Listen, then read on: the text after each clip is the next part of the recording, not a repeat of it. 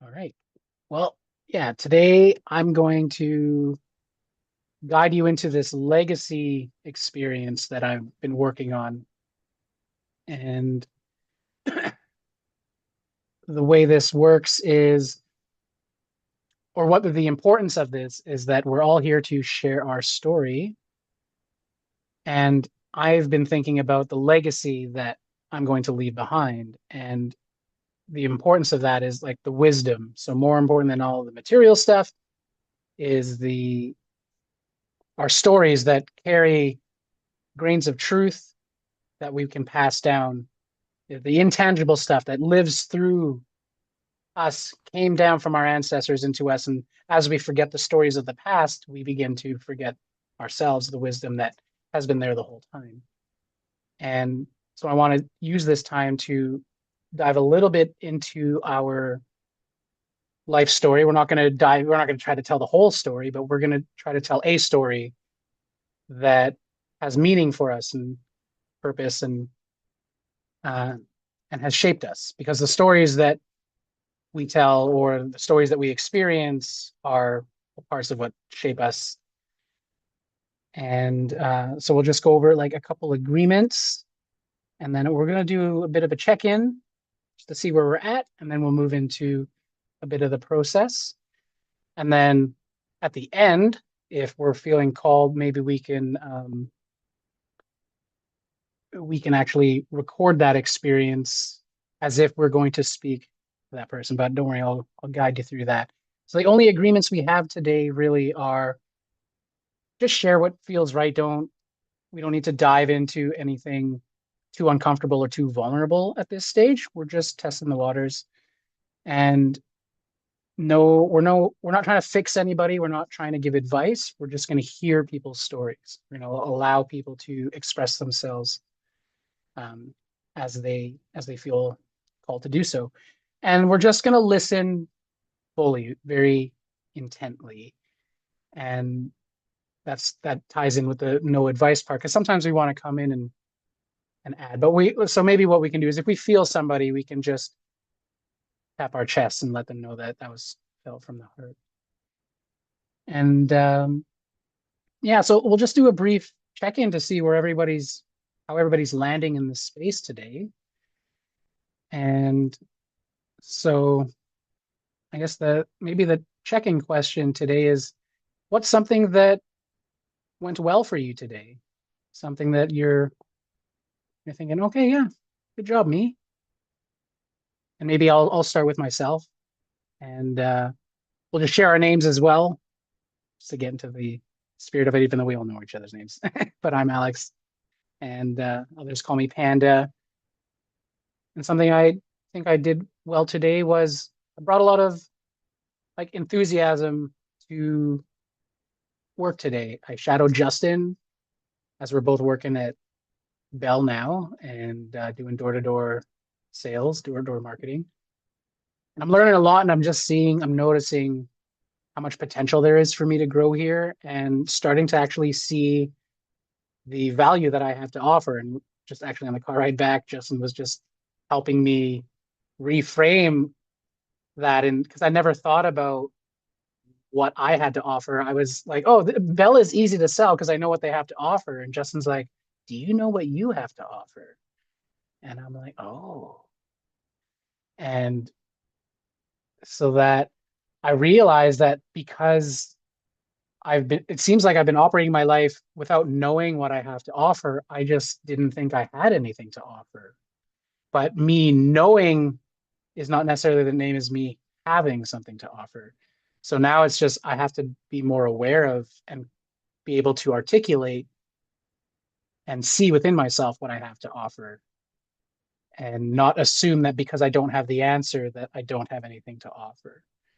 So that's what has been going well for me today. With that, I'm in.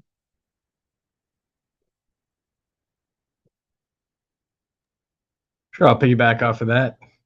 Um, my name is Justin, and as Alex is mentioning, he shadowed with me today, so I got to show him the ropes the way that I do it.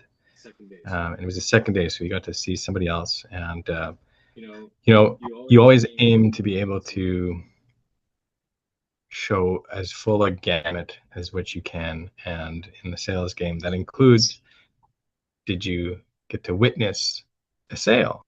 And so we did place an order today. And what I've been working on this week is being comfortable with,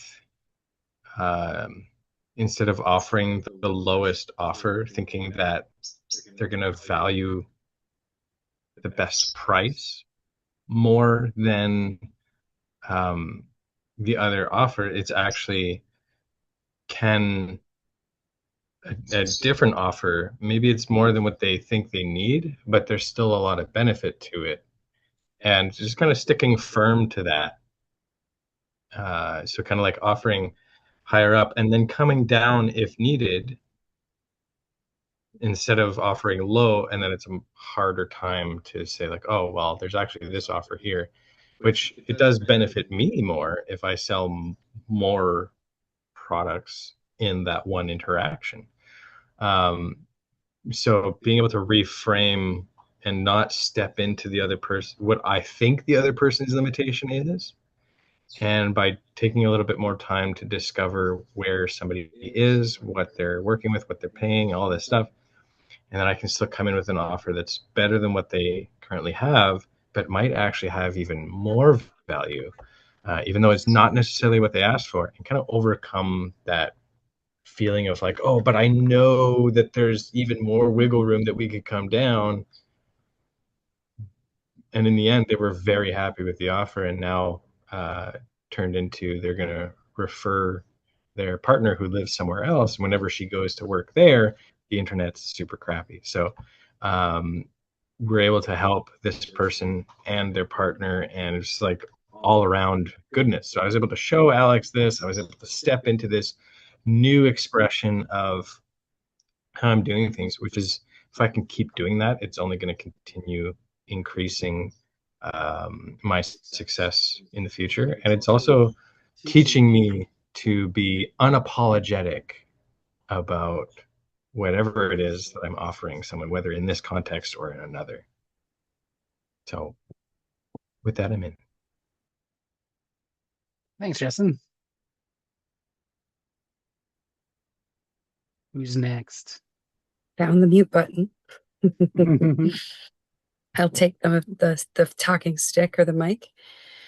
Thanks, guys. Yeah, that's fun that you guys are having that like interactive experience to be able to play off of. And actually, I lost the word that you had just said, Justin, but sort of, I think I can relate in some ways. But it's like I didn't have a lot of interaction today compared to the rest of my regular daily activities. And it was like an opportunity to rest in this transitional space that I'm in as things are about to change. And I don't know exactly where things are going to go.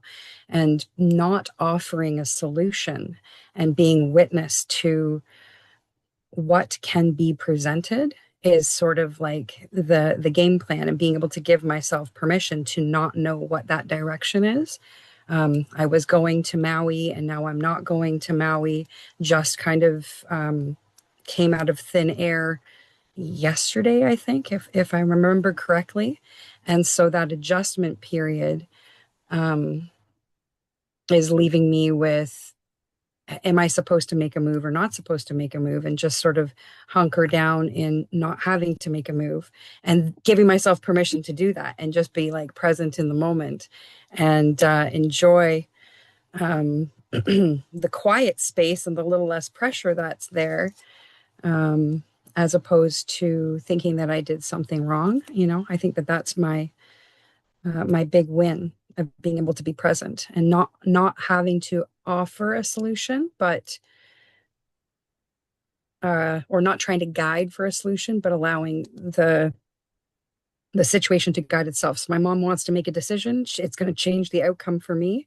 And just flowing with that and being okay with it. Anyway, that's my that's my take, my in.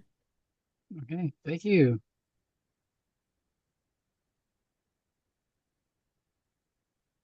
I hadn't really given Last it but not a lot of least. thought about I'm not sure what the group is structured as, but I guess what I was resonating with was the idea that abundance is found in celebrating the motions and not the destination. So I do like to create and give people space to grow and remember uh, all the blessings that pour. So in sales, there's no harm in offering the best out of the gates. Scale back, according to their limitations, but it seemed like there's a lot of room to grow and enjoy the fruits. So congratulations, guys. Thanks. And yeah, well, so the general check-in question was something that um, you did well today, or maybe throughout the week, something that you're noticing within yourself, if you're willing to share. Yeah, would that be like a personal win? Yeah. I'd say connecting in community to enhance resolution in terms of accountability or tracking progress on goals. That seems like an unintended benefit of just sharing our visions. And to me, that often in the past, I was condemning people for dumping uh, their litter of their mind on in my plate. I like a clean slate, an emptiness, a spaciousness about my enjoying being, and people's taxes disgust me along with their worries. And I felt I grew a little this week in that I can encourage them to be um, seen as contributors of stability and sanity. And so I should applaud that as opposed to condemn them for their pettiness. Nice. Okay. So I might put you on the spot, Terrily, if you're open to it. Would you mind leading us in a very short breath exercise to just maybe ground us a little bit? Would you be cool with that? You're like the breathwork queen, so at least in my circle. As long as I can take a quick moment to center myself and pull from the ethers, channel spirit, as you Mhm. say. Um, yeah, absolutely. I think it's a great way to start off a connecting conversation. So, if we want to get comfortable, take my note of it. There we go. Laptop bag, not going to fall. Get comfortable, lean back in your chair. I invite you to close your eyes if you feel comfortable to. And just take note of the sensations in your body, whether they be might be tension, there might be an itch. Reminding yourself that you can adjust your body at any time.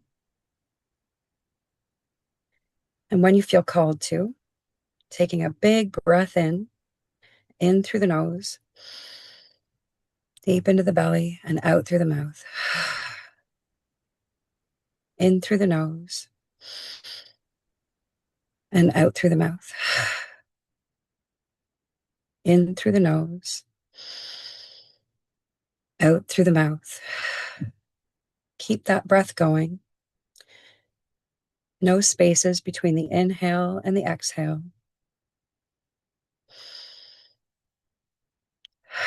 Noticing as the sensations change in the body as you find a more rested, comfortable space.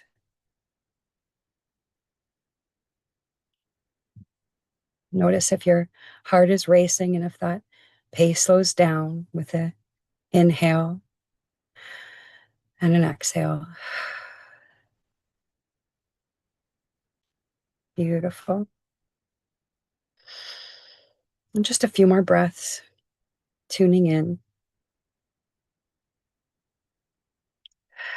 And as we rest into that new centered space within,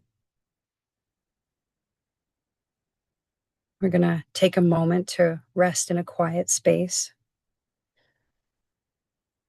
enjoying this moment, coming back into the awareness of the body, coming back into the connection and the presence in the shared space that we're in, not rushing, just slowing and allowing.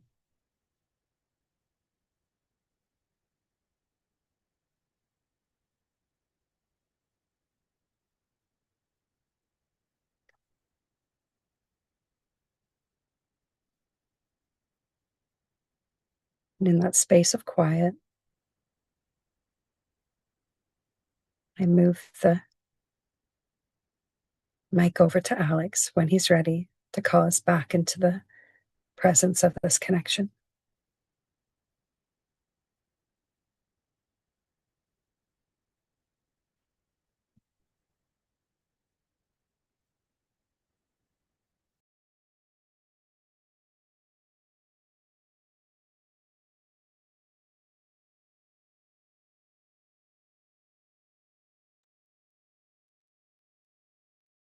Okay, thank you. That was really good. Feel more in my body, attentive, aware. Whew.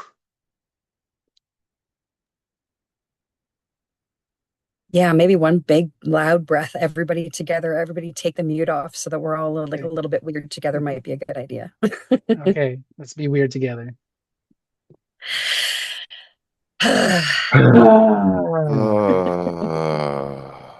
Oh, that's better. Now I'm not the only weird one. Thanks, guys. Well, weird makes us more interesting, I think. I mean, you may still be the weirdest, but we got trophies for that. We'll wear that one.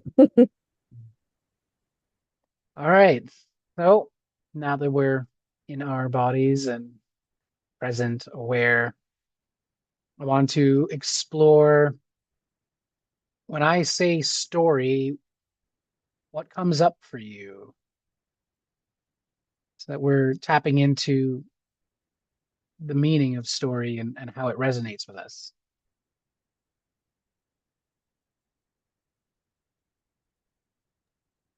Are you going to start by telling us yours, or do you want us to start? Sure. I'll share a little bit. And then we're not talking about our personal stories right now. We're just talking about what we think of, what comes up for us when we say story. So for me, when I think story, I think the soul, the thing, the rhythm, that continuity from birth to death, that wave we ride, and it's the thing that is continuous, yet always changing. And it's, to me, it's actually what, I wouldn't say defines us, but it is our unique frequency if we can look at it in a timeline. And the challenges and the ups and the downs. And so when I think story, for me, stories move me. They have it like an emotional impact on me. And so every memory is a story, and all of these stories are what help kind of guide me too. So there's the story I live, and then there's the stories that are told to me. And just seeing the impact of how story plays in my life constantly, even if I'm even if I'm not reading a book or watching a movie, there's stories I tell myself. And not all stories are pleasant stories, but realizing that, like, I'm an author, in this story, whether conscious or unconscious of it. And so for me, I'm actively engaged in my story and revealing new chapters and new revelations through it. And so, yeah, and then being a movie buff and really taking those in, it's, yeah, stories have a big impact on my life. And so that's the way I see story. It's a part of my soul. I'll say that stories for me are alchemy, medicine, right? My story can inspire and maybe even infect another person.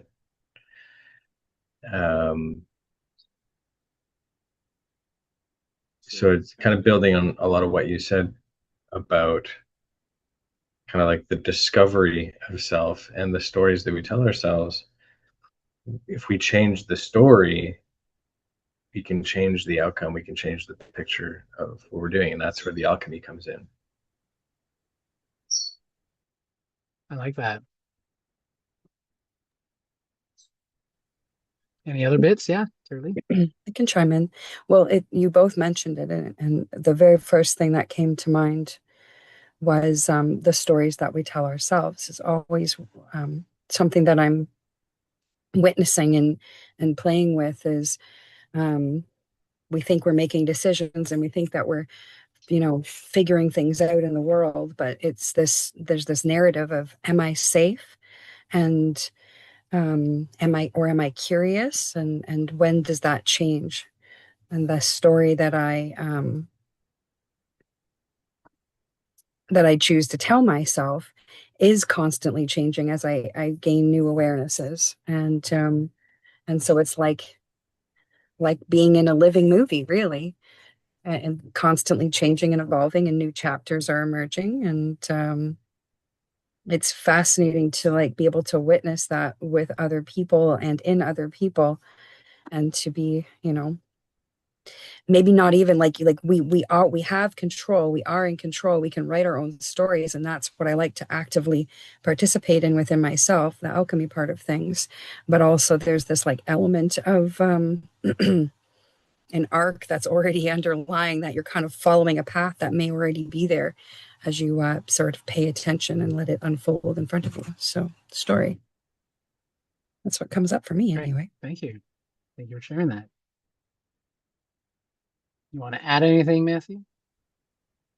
I was thinking about stories in the sense of forever, and like a wake behind a boat, how over time the ripples can indicate something's happened when you're close enough to the event, but upon the horizon there is no trace when you get far enough out. And so if we think of life as a story, we like to think that there's a static permanence to it, and I suspect it's more dynamic than the mind wants to confess. It's nice to be an authority, though, and be a little bit more conscious of how we want to frame things, or how that colors the tonality of our lives. I try to be aware of that, and bless life so that we can enjoy it. Yeah, I like that. And that recognition that perhaps there are parts of the story that we can't change, right? Things happened, but how we frame it can change, right? How we tell the story is sometimes almost more important than the story itself, because of the impact it has. That's whether there's the optimist and the pessimist, right? And the same thing can happen, but one person could look at it with hope and the other person could look at it with despair. And so I think there's this ebb and flow between what we can and can't control. And so you all spoke beautifully on the idea of story, and seems like we're all in agreement. Oh, go ahead. Really? I had another one that popped up that I thought would be relevant, and you might end up sharing on it anyways, but storytelling is talking story in the Hawaiian culture for sure, but in all Indigenous cultures, the primary teaching mechanism. And when we share our stories, that's how we learn about each other and get new ideas and perspectives on how we can change our story.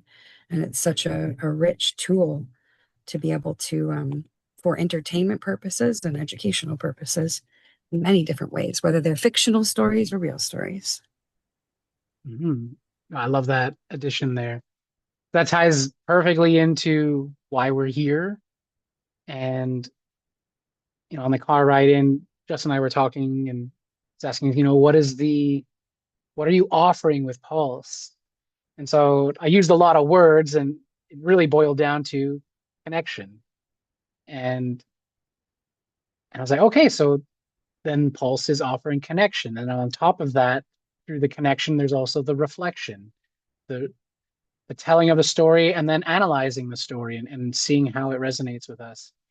And so the next part I want to move into is thinking about a story in our life that came from outside of us. So I'm thinking in terms of somebody who had an influence, a mentor, or just something that somebody else had said or done that helped shape our value system, that helped shape the way we do things, maybe the way we see things. And we can we can take a few moments to kind of sit and reflect on that. I'm not going to rush anybody into that. And it doesn't have to be a big story. We're just I have one playing with about the idea. You have one? Okay, yeah, great. the Bronx Tale. I don't know if you've seen the movie. I think it's No, I Robert haven't. De Niro.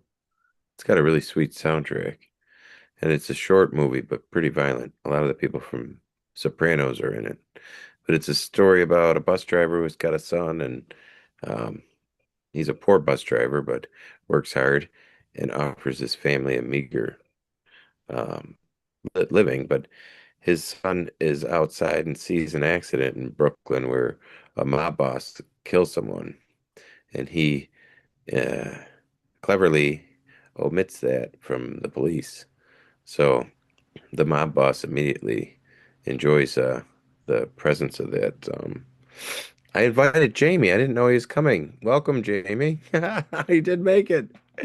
Um, Jamie, hello. Hey, How's it hello, going? hello, hello. Jamie, Oh, it's going I beautiful. was How's it telling the going with you? story about the Bronx Tale, but welcome to this group. It is glorious to be here. It's a beautiful day. It's glad to be sharing space with like-minded souls. So what brought you here and why yeah, just what brought you here?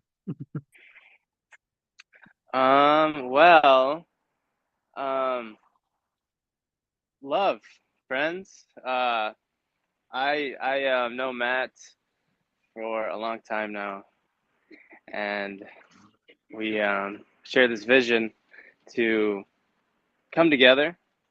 And I just saw the Zoom link, and Matt just sent it, and so I came to share wisdom, if there is wisdom to be shared, and to meet beautiful people, and Awesome. find the way to live together without getting caught up in false narratives of the self, false narratives of the self, just of the self. That's the only false narrative. Okay. Thank you for that share. It Um was really timely, Jamie, because we're talking about stories and the architects of them. And I was going to recap a movie, but I prefer your voice. maybe what we'll do just to get you a little bit up to speed, I'm just going to briefly explain what this is about. So I'm calling it the Pulse Gathering, and I'm checking in on the pulse of the community, the pulse of the people who are in my life, and potential friends. I haven't formally met you, Jamie, but you're very welcome here. And this is a means for me to set a rhythm, find a heartbeat where there's my heartbeat, but then there's also the collective heartbeat. And so this is my attempt to bring this together and find coherence and see how our individual stories can interplay and interconnect so that we can tell a larger narrative and brings and have some very positive impact on each other and the greater world at large. And so the theme around here is really story. And I'll talk a little bit about this legacy project I have in the works, but this is a bit of a prototype for that as we explore our own story. But right now, the question that has been prompted is, what is a story that has come to you from the outside, perhaps from a mentor, somebody that you look up to? And it doesn't have to be even something they said, it could be something they did, right? Something you witnessed that helped shape your story. And then Matthew had chimed in first with how this movie, what is it, A Bronx Tale? Robert De Niro. Yes, yep. Great So soundtrack. yeah. So and I love good soundtracks. I find a good movie has a really great soundtrack, sets that emotional tone. So yeah, if you want to continue, Matthew, I'd love to hear how this film impacted you and like your takeaway. I'll keep it brief. The boy is there's a boy in the Bronx, Jamie. He's the son of a poor bus driver, and he sees an accident where a mob boss aces somebody, and then he lies to the cops about it. So the mob boss then takes him under his wing and says, "You're my new number one." That was non-consensual. That was just a new reality for the little boy. And then he grows up, and the fathers are really upset about this tremendous influence and how his son has suddenly risen to princely status, and it's unearned and it's corrupt money. But anyway, in the story, the mob boss says to the kid, he says, um, what do you prefer more, to be loved or feared? And the mob boss says he always prefers fear, because that's what assures him respect. And I always remembered that story as a fascinating one to me because if you look into the etiology of the word respect, or to honor, is to take into consideration. And there's two motives to consider, fear and faithful motives. One is caregiving, and one of the other. One is caregiving of the self. And so, with babies, we're giving them care faithfully, and their cries are not intimidating cries, but they might strike to the heart of our souls to rush in and help them. But when it comes to a tiger that's gonna, bite your head off, that commands a different kind of respect. Um, anyway, thought that might be a cool, quick one. Mhm. Awesome. Thank you for sharing that. Love it. I'll chime in with a short story for me. So what comes to mind is my first job was at McDonald's. I was 16, turning 17, and I was pretty shy back then. I remember asking to just work in the kitchen. I didn't want to have to deal with customers, and they're like, "No, we're putting you up front." And so there I was. And for a while, it was kind of laid back. The manager we had was just kind of let us do whatever. And then this new manager came in. His name was Doug, and the first thing he said to us, he pulled us all aside and he said, "I want to let you all know that I'm here to turn you all into managers." And that was like the first time I think somebody came to me and saw and just explicitly said, "I see potential," without even really knowing me. He just believed. And then on top of it, he would show us like the level of cleanliness he wanted to see in this restaurant. And so we're all standing there and he gets on his hands and knees and he's scrubbing like the bottom legs of the stainless steel cabinets and whatever. And I'm like, wow, okay, that's a leader I'll follow because he's not just making orders and telling us, pointing the finger, telling us what to do. He's actually in the thick of it with us. And he took the time to set us aside and say, like, here's how we're gonna do things, and here's what I see the value in you. And so he was the first clear example of like quality leadership and what that meant, and then how it impacted me. It really brought me out of my shell. I started to see that I was very capable of managing things. And he even promoted me and my friend Adrian. We weren't even 18, but he's like, I don't care about age. If you have the skills and the qualities, then I'm gonna emphasize that. And so he uplifted a whole entire team of us to become managers, and that's always played a very impactful role in my life. So that's a story from me.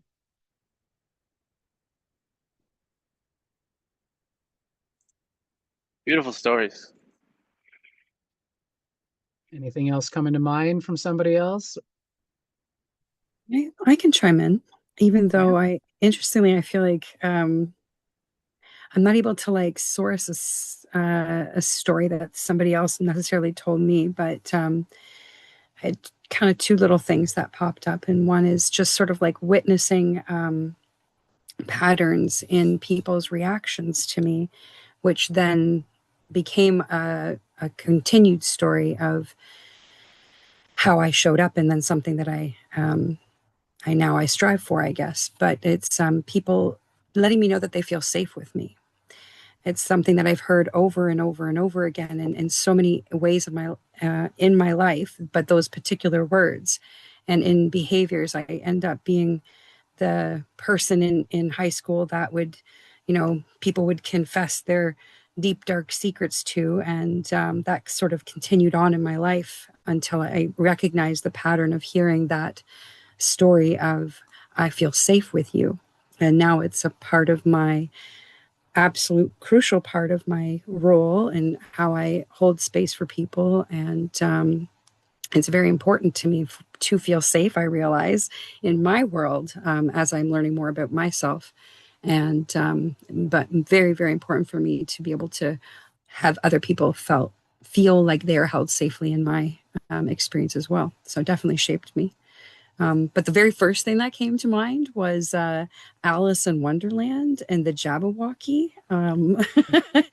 um, I'm not afraid of you, because I used to love that movie and I'd watch it over and over again. And I'd emulate Alice, even though she was such a brat. And I used to judge myself for wanting to emulate a brat. But that part of that movie where she kind of like realizes that she can declare that she's not afraid and therefore it no longer has power over her, is something that continues to pop up in my awareness of becoming more clear about the Jabberwockies in my storytelling in my world. That's it. I love it. Thank you. Thank you. Justin? Yeah, I got a story. Okay. So 2 years ago, I was at a reunion event in Texas that it was for this company that I work with and other people that are on this mission of creating a movement that will lead to a world that's best for everyone, where everyone has their basic needs met, and we're going to do it through education. Well, so we're in this at this ranch in Texas, and the thing is, due to certain consequences and all this of just like what I was struggling with in my own life, I wasn't able to bring my wife to this event, but we both knew that it was important that I make it there so that I can glean a lot of the support and the resonance from being there, even though we knew it would be best if she was there as well. And while I was there, it's like every moment that I enjoyed was also met with this sensation of guilt that she wasn't there, and how much like it's been kind of tough in the past couple of years for her as some of her older friends would fall away, and the women that she has been in connection with are all in a part of this community, and so she's getting to meet them on a regular basis online, but she really needs the physical connection. And so there I am, and I'm seeing all these, women helping each other out with the kids and food and whatever else, and I'm just thinking about what she's missing out on, and I'm I'm really letting that sense of shame kind of almost like prevent me from being present in the moment. And at the end of the reunion the next day, there was actually two of the people that got together through this community were actually getting married. So we had a wedding, and the speech that the wife of one of the founders of this company shared, she was sharing how when her and her husband were first dating, like they didn't really have anything. And like you actually, ironically, he was starting off in sales in his 20s. And they would go for walks into these like very high end neighborhoods and start picking and choosing what their dream home was going to be, what they were working towards. And they worked together to make it happen.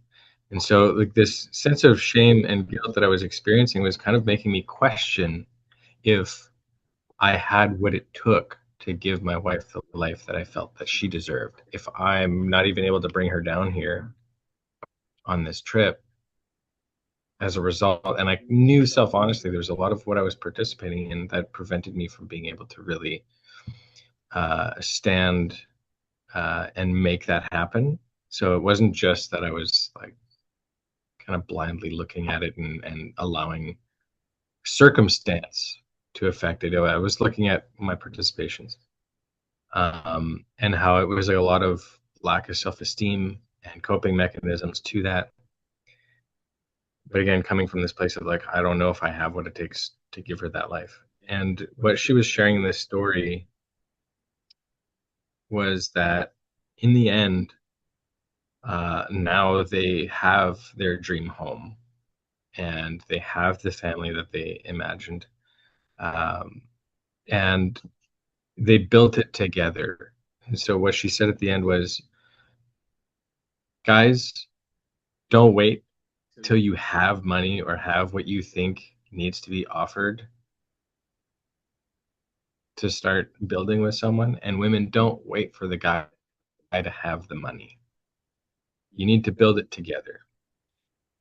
And I had an opportunity, and it hit me like a ton of bricks, but I still couldn't like really integrate it. And so I had a chance to talk to her after, and I said, "What, Kim? Why is that the case? Why did you say that?" She's like, "Well, for the simple fact that if the man already has the money, he'll never be able to trust if the relationship is built on an actual love or if it's there because of the money. So what happens should circumstance play out that the money is not there? And vice versa, if the woman has the money and the man comes in, she'll never actually truly respect the man to be a leader in the dynamic of provider and nurturer, right? A woman needs to receive in order to give, and a man needs to give in order to receive in a traditional sense. And so instead of waiting until one of those conditions are met to now stand and be like, okay, now I can give it to you. If you build it together, you'll know that when the money's there, when the money's not there, the love is real. And it completely reframed things, and it gave me a different set of objectives and goals and how I was going to start showing up for myself and start showing up for my wife. And a year later, I was able to bring her down to Texas for the next reunion. And it has, like, what we have seen in both of our growth since going together in this past year has been phenomenal. So we're already booking our next one next November. Beautiful. Love it. Wow. Triumph. Mhm. Jamie, is there a story that is calling to you? Don't overthink it. Doesn't have to be epic, just something that has helped shape you. For sure. Oh gosh. There's too many. And also hello, Justin, and hello, Tara. Matt, and is it Panda? Panda, The yeah. name, or is that My just Matrix Panda? name is Alex, but people in Alex these circles know me Panda. as Panda. It's interchangeable. I'm not picky. Oh, I feel it. I feel it. Um, yeah, it's beautiful to be here. Thanks for the invite. I love these circles. I love to share circles. I mean, this is ideal, ideal activities. Um, yeah, I just had my lung collapse 4 weeks ago. No, gosh, oh gosh, going on 6 weeks ago that it collapsed, and I had surgery the same day. It was the third time that my lungs collapsed. Um,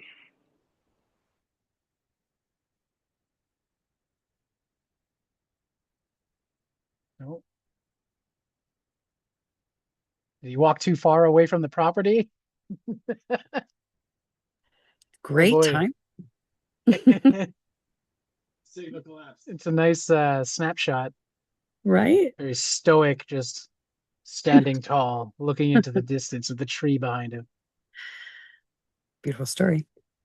Mhm. Oh, there he goes. Well, I want to say beautiful story, by the way, Justin. Now we have a moment, so I could say it. That's so happy for you guys. And that it continues and is still evolving. Mhm. Yeah. Yeah, the goal is next time we go down there, either she'll be pregnant or we'll have a baby. That's the Oh. next objective. Mhm. Yeah, I don't know what the math is on that if November falls in there. I was going to Well, say, we're time that well. Whether the baby's in the belly or out of the belly, hopefully that works. Pick one. Yeah. Okay, well, I'd like us to start. We're going to move into one last exercise then to kind of wrap it up. So this is part of the legacy project. And for the legacy project I'm working on is I've been thinking of, end of life and what we're leaving behind and the wisdom. And so I want to think of like, if we were to share this story with someone, who would that be? And what is the nugget of wisdom? If we were to condense the story and just share the wisdom of that story, what might that be like? And like, who are we telling it to? So we'll just focus right now on who that person is. And it can be somebody that currently exists. It could be somebody that does not yet exist. Somebody further down the future, could be a stranger, and that's okay. I'm not going to get too hung up on it, but I do want us to have maybe like a focal point, because the next exercise is I'm going to set a timer for each of us. And so you've got 5 minutes to share your wisdom with that next person. So I'm calling it passing the torch. And so you've learned something has shaped you, right? A story outside of you has shaped you, became part of your story. Now you're going to filter that and bring a nugget of wisdom to the next person.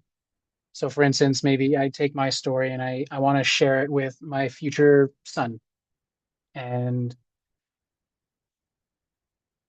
so, and then I'm going to try to craft that story, or I could tell maybe the same story, but try to keep it succinct and focus on the takeaway, the wisdom that I gained from it, and why I think that story is important to share to this person.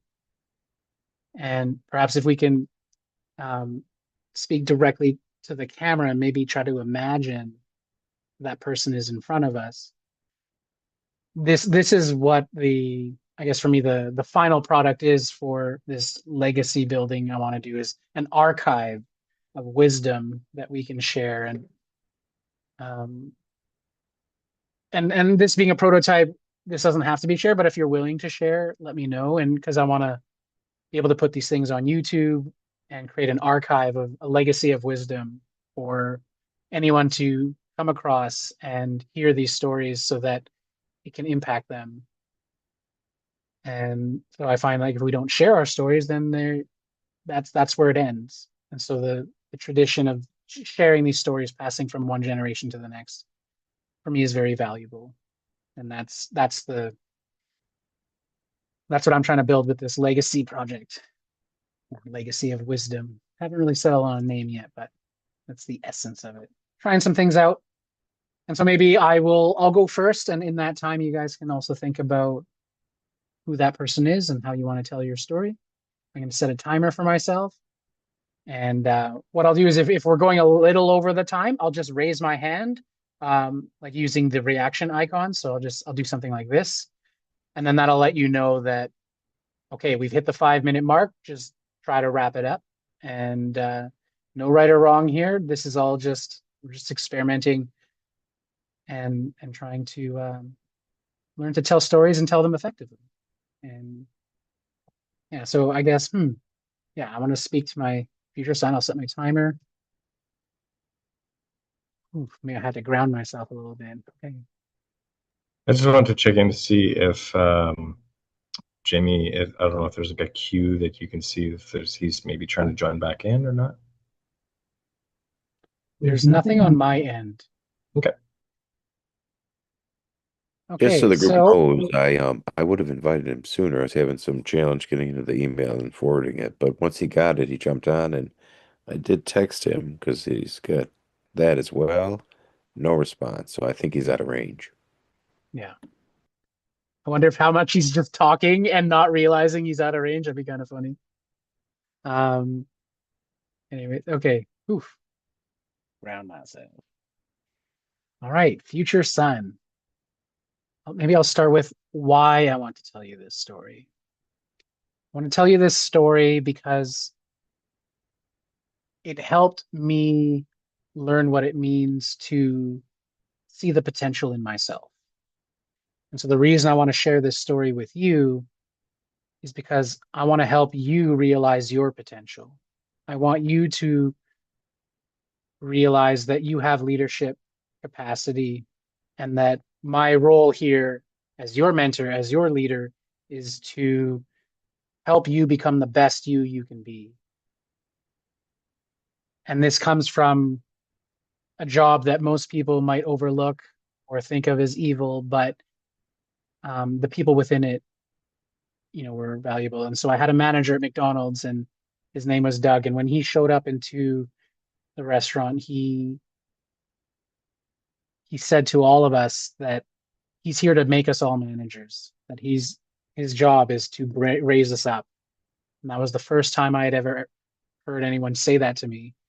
My own dad hadn't even said something like that to me. So it was really nice to hear. Because before that, I was very shy. I didn't really know what to say, what to do, wasn't sure of myself. But somebody looked at me and said that they saw potential. And so I want to tell you this story because I see potential. And even if you don't know what it is, and even if I don't know what it is, I know that there's something in there because I have faith in that. And so what I really respected out of the leadership that I saw in this manager was that he led by example. And that's what I hope to do for you, and that's what I would hope you would do for others. And yeah, that leadership is not about being above anybody.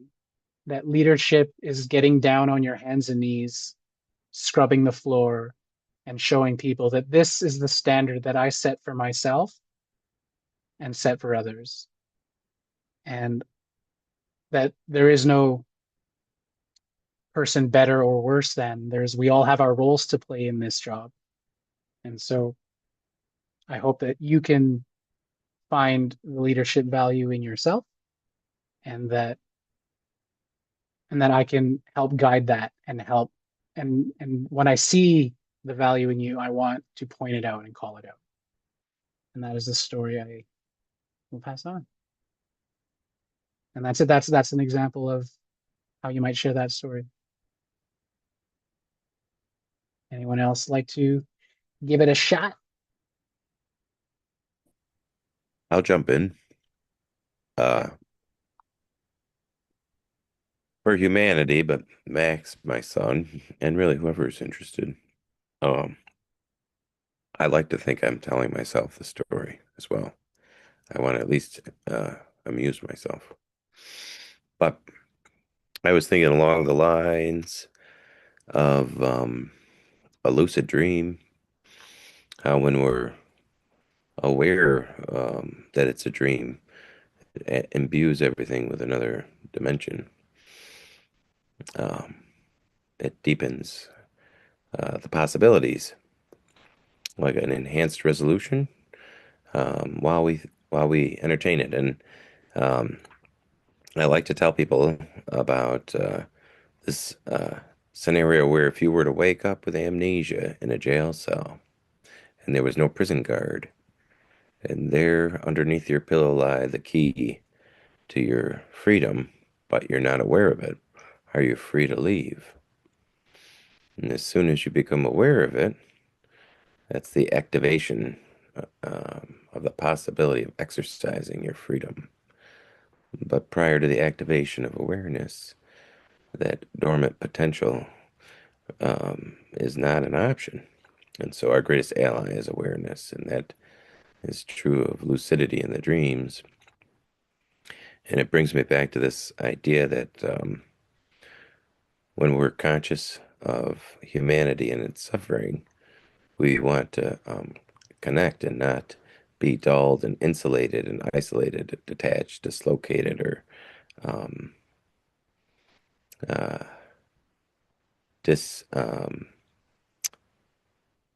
dissociated. You want to be able to connect and make meaningful connections and enrich life with significance. And so, our clinging to our security and to our gratifications often shield us from that. Our attachments to those things that seem to really enhance our life and certainly protect children during the nursery years.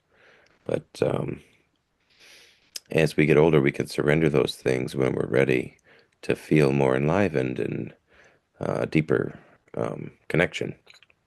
That could be empowering. And when we do that, in our lucidity, we can drop assumptions so that we don't become so reactive.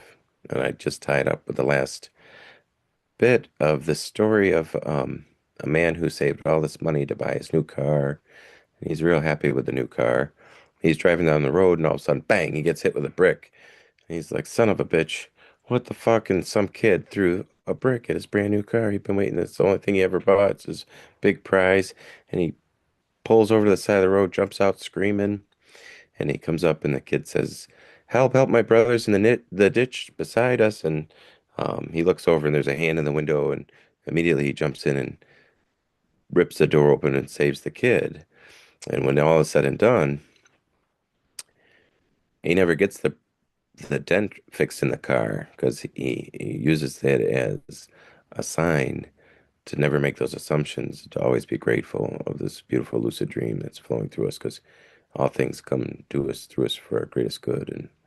Um, and that's a way we can embrace the day, is to say, uh, there's nothing here that we need to fear. And that is the peace of divinity, having that enthusiasm from within to pour out and bless the day. So, Yahweh.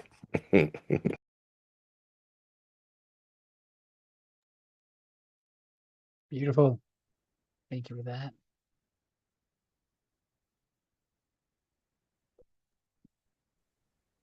Who's next? Tara Lee, you're unmuted.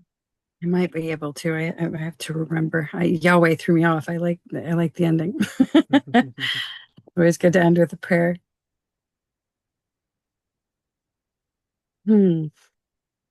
So my story was people recognizing they feel safe with me, and I've had a lot of really beautiful interactions with my niece Nada, and so I would like to share the story with her, as I think she's at a very powerful and impressionable age right now of coming into her own, and she's had a really interesting life of influences. So I like the idea of being able to share with her things that can empower her to be a leader for herself and other people.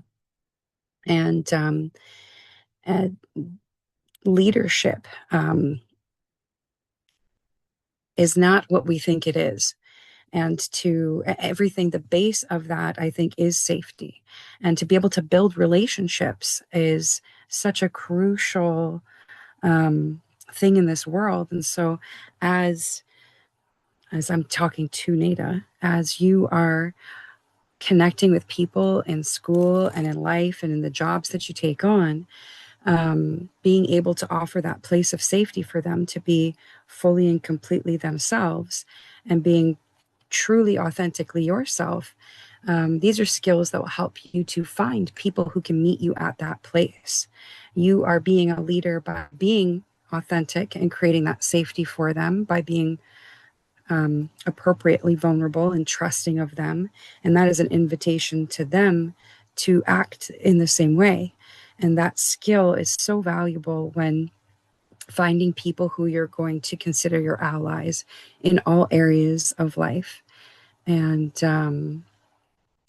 building lasting relationships and community as you move outside of the family home and create new families of your own is, I think, a really important role. And you have such a very vibrant, powerful personality that calls people, very magnetic, and people love to be around you. And to be able to soften enough to allow them to feel safe in your presence, I think, is going to be a useful, powerful tool to keep those people close, allies on your side. So I look forward to seeing how you can wield that tool. Yeah. And I think that's my story for now. Perfect. I'm sure she'd love to hear that. You might have to tell her yourself.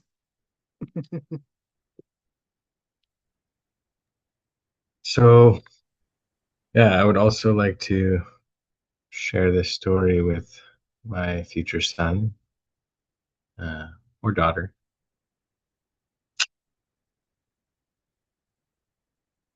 There's gonna come a time when you are called upon to build your own life, your own legacy, your own story. And so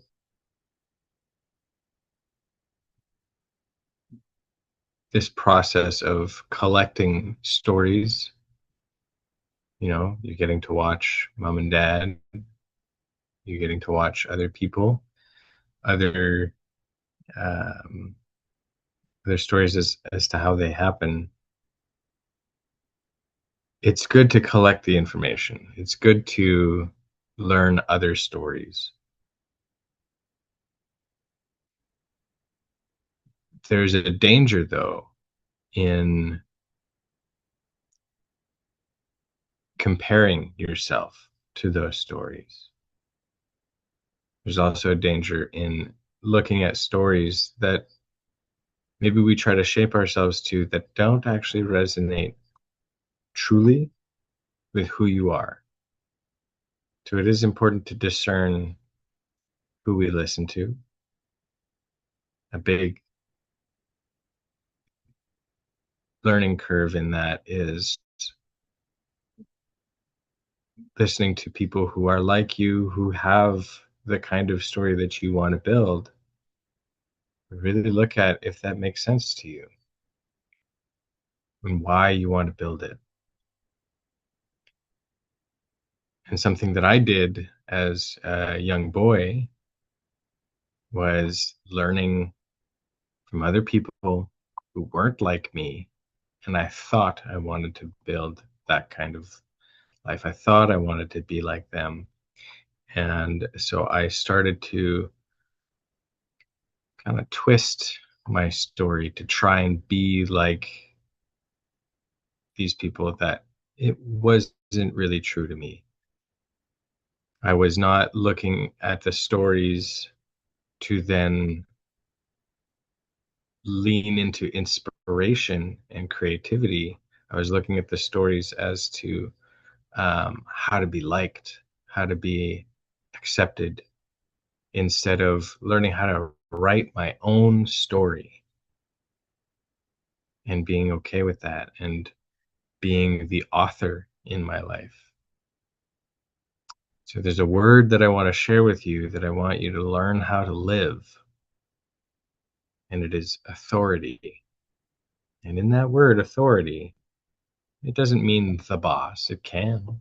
But in this example, I wanted to mean the author of your life. In the word authority, we find the word author. And the only way we can do that is to develop freedom from doubt and a belief in yourself and your abilities.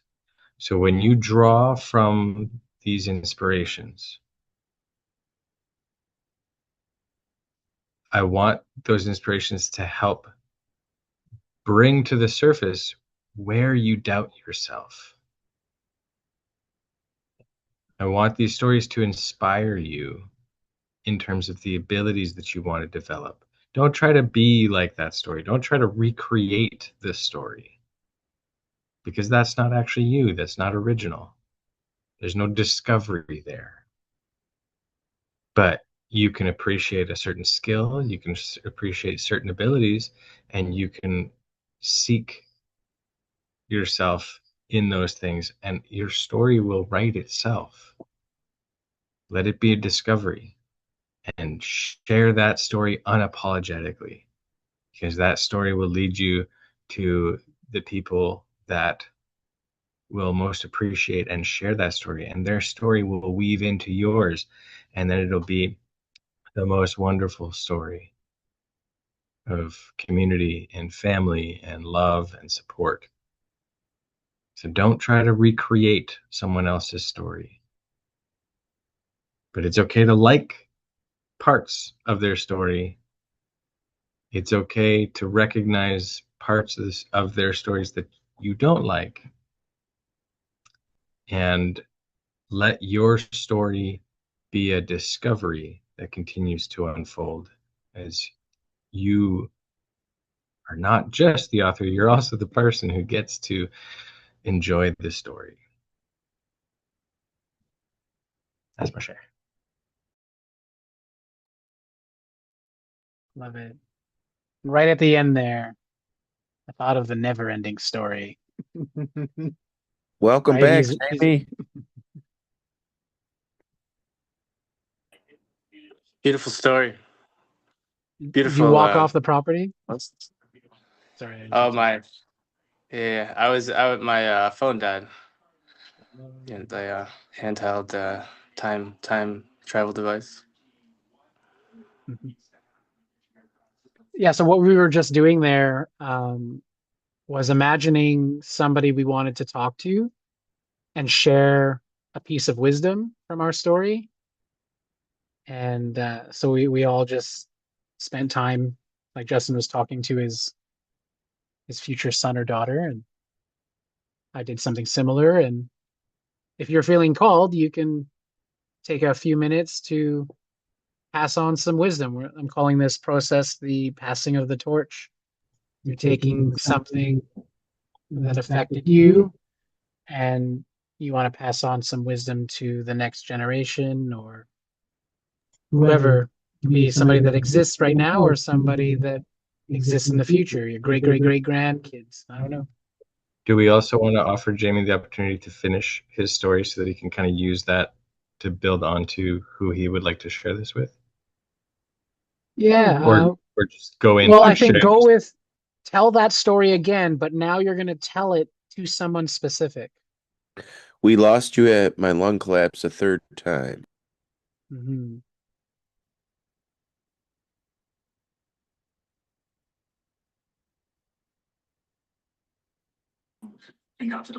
Oh, sorry, I missed what was last said. Phone turned to Bluetooth. Jamie, I said Right. that we lost you at on my lung collapse a third time. Oh yeah. Yeah. Well, And the invitation is to tell that story now, but you're going to tell it to somebody specific, whether they exist or not. yeah. Yeah. Oh man. Oh I'm going to man. set a 5-minute timer. There's no right or wrong here. We're just We're playing, we're practicing this story, and I'll just raise my hand to let you know when 5 minutes have passed, and then that's just a bit of a cue to see if you can get to wrap it up and get to the heart of why you're telling this story and why it's important to the person you're telling it to. Let's get to the heart of darkness. Mm. I wish I had heard the other stories. I got to hear the beautiful original stories, and I had a lot of thoughts on how they all connected, in terms of safety, honoring, fear, in terms of uncertainty, and I got to hear Justin's triumph of authority, which is amazing. My story was that my lung collapsed and I was forced to not work, but I wanted it because I wanted to write. I thought it was rough. It was my third time collapsing on my right side, and I didn't get surgery last time because I was like, this is gonna go away. So, but the third time it happened, and so I had to get surgery. I had never had really surgery before, but I'm at the point in my process where, um, these things are expected, to die. um, and so it was really graceful moving through it, but there were breaking periods where I had got discharged from the hospital, and then I had a chest tube in, and we had to go to the emergency room because a nurse came and changed the dressing, and who knows if the dressing was done wrong or if just I had an air leak. But after that, there was an air leak in the chest tube, and we had to go to the emergency room. And I was just holding my hand against my chest because there was air coming out from where the tube should be secure. So my chest was going to collapse again right after the surgery, and I just let it take over me that, if it collapses again, then that takes away everything from the surgery, and I don't even know what's going to happen after that. And the vacuum of just this is it. I have fear. I am in fear. Caused me to just be just terrible to my partner who was there in the emergency room with me. Terrible, um, just demanding. I mean, to the point of where, I was so angry. And I was so angry just at the point of where I was at. And it was just so much anger. It was so overwhelming that I just turned to her, and she gave me her hand to squeeze, and I was like, I had to stop myself from squeezing harder because my body just wanted to squeeze whatever it had. And I just remember that feeling of oh my God, I just wanted to squeeze your hand harder than I should have. And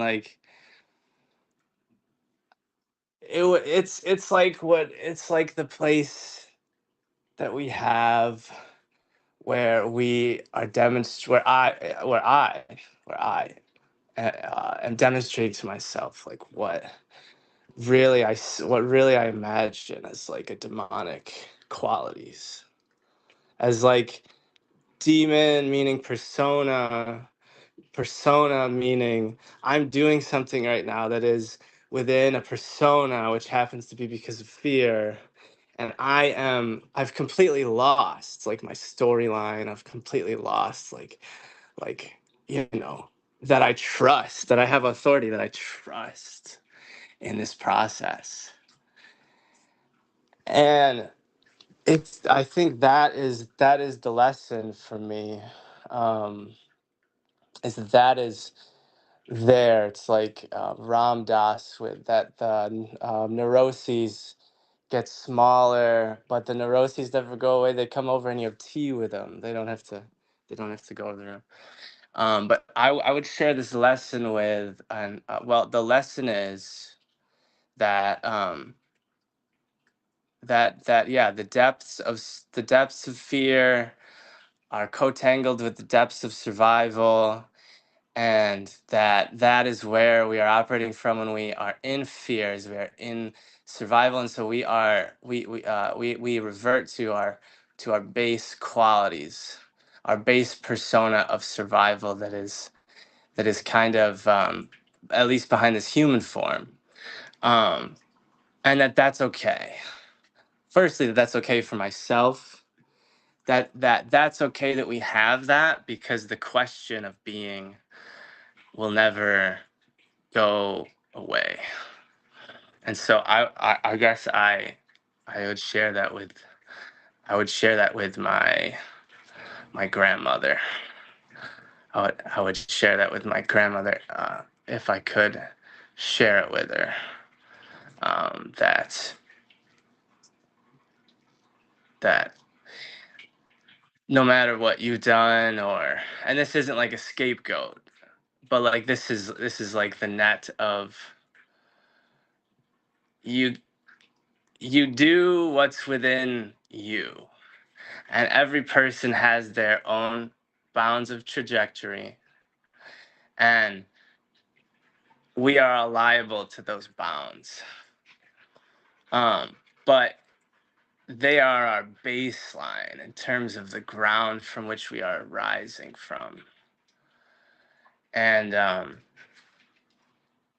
that's power as much as it is misguided power. When you are caught in a fear-based survival, that's power. It's only bad because it's powerful. Bad. It's only it's consequential because you have a storyline about what you care about, and that is the whole story. That's why we're here. um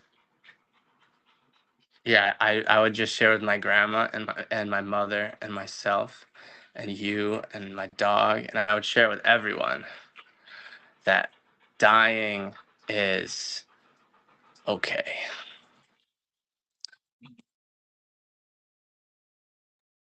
Yeah, I like that.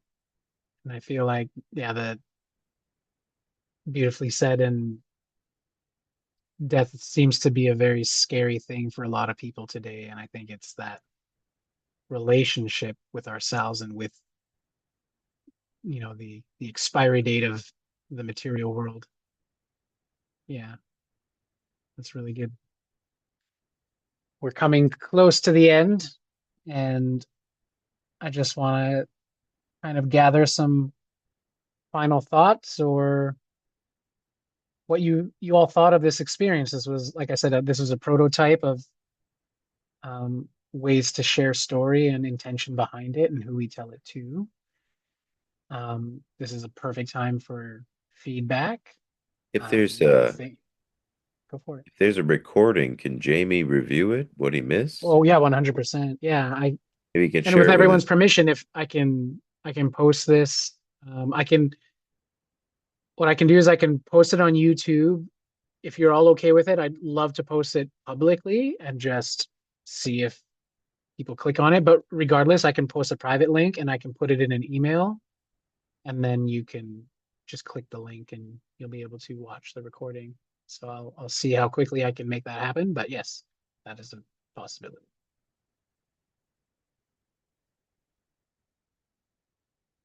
So yeah, any final thoughts, criticisms, like what came up as you're listening to the share, as you were doing the share? Well, how did this whole experience, you know, resonate with you?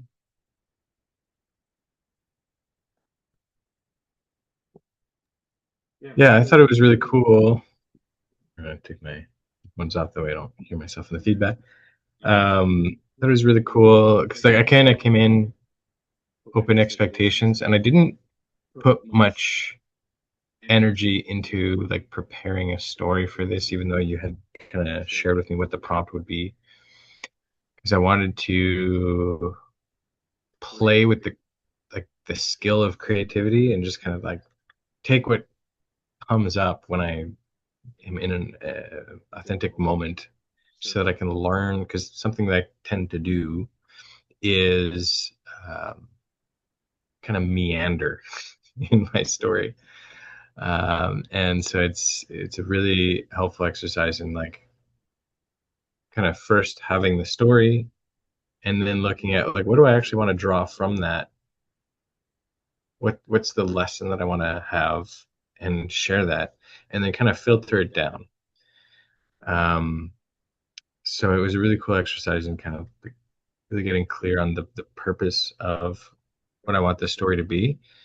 And it leaves me with a sense, because like that is a story that I do like to share, especially the one with like going to Texas. But it's like how it impacted me, but like really getting me to think about how will this story impact another and like how do I want it to impact another. So I appreciated the opportunity, the container to be able to do that with an audience as well. So thank you. Thanks, Justin.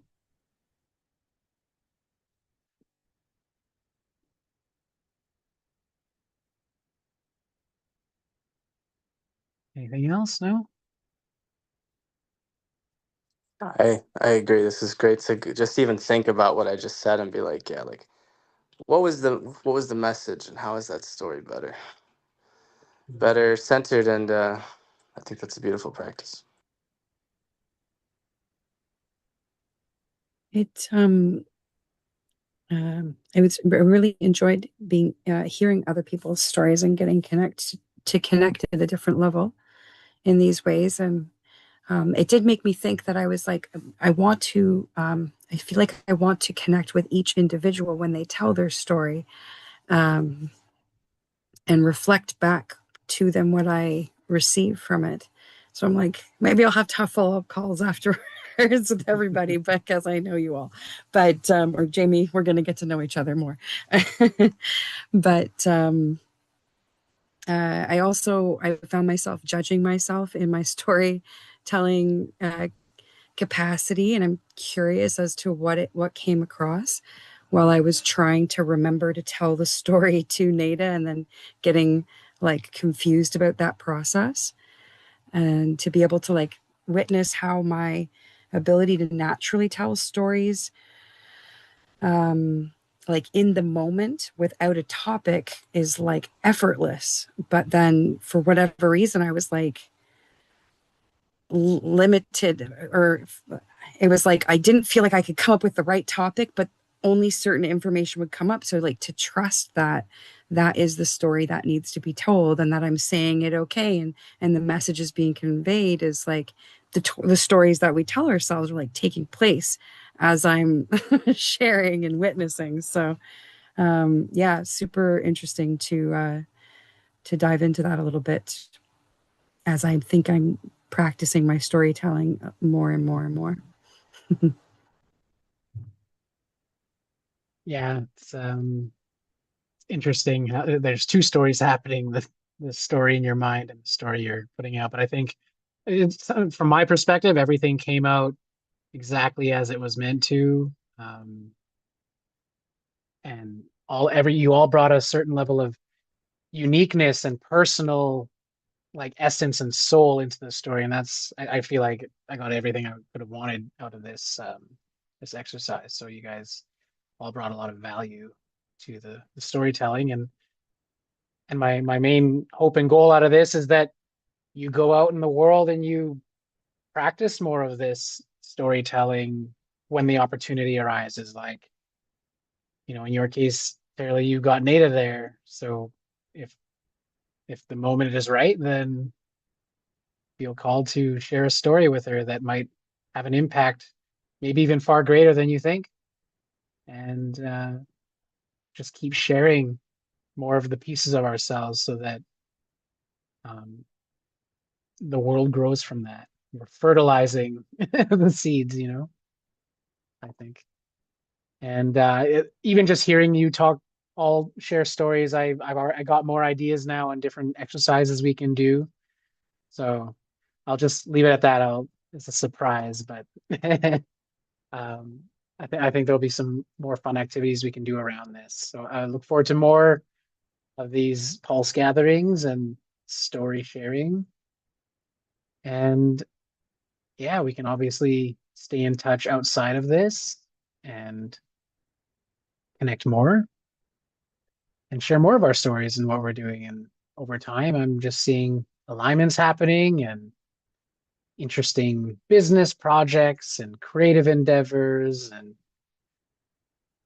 yeah, there's plenty of pages to be written. So thank you all for being on this call with me and making it very meaningful, valuable. And I will get this recording available to you with, if everyone can just like give me a thumbs up. Do I have permission to post this publicly? Yeah. Okay. Beautiful. Thank you. Who's the And puppy? Sorry. What's the puppy's Jamie, name? oh, you're on mute. The puppy is Luna, Oh, and she's a husky. But I do I look love forward this. to these meetings and to getting to know all of you, and I look forward to kind of what you said, different practices of being able to chime in what that looks like from like a structured perspective. Mhm. mhm. Okay, well, goodbyes are always the hardest, but I gotta bring this call to an end.